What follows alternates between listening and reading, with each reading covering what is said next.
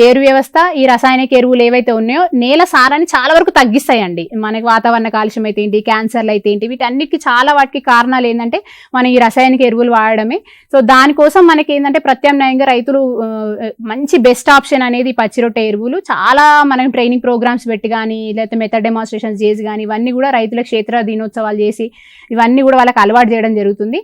కాకపోతే రైతుల యొక్క ప్రధాన సమస్య ఏంటంటే మాకు విత్తన అవైలబిలిటీ లేదు మేడం లేదన్న. సో ఒకవేళ కోతులు కానీ అడవి పందులు అట్లాంటివి ఉన్నాయి, బంజర్ భూములు ఉన్నాయి, అట్లాంటివి ఉన్నాయి అనుకున్నప్పుడు రైతులు మంచి FPOలు ఉన్నాయి మనకి. సో మంచి సీడ్ ప్రొడక్షన్ చేస్తున్నారు చాలా మంది. జనుము కానీ జీలువ కానీ ఏంటంటే యాసంగిలో వరి వేయకుండా వరి తర్వాత వాళ్ళకి ఒకటో రెండో తడులు ఉన్నాయి అనుకోండి, జీలువ లాంటి పంట వేసేసేసి ఒక తడి ఇచ్చేసేసి దాన్ని మంచిగా మనకి చలికే పూతకు వస్తుంది. 4 నెలల పంట మీకు మంచిగా మీరు అక్టోబర్ నవంబర్లో వేసుకుంటే మంచిగా పూతకు వచ్చినాక అట్లా కూడా ఏంటంటే చాలా మంది రైతులకి FPO వాళ్ళు కూడా సీడ్ అవైలబిలిటీ అనేది తీసుకొస్తున్నారు.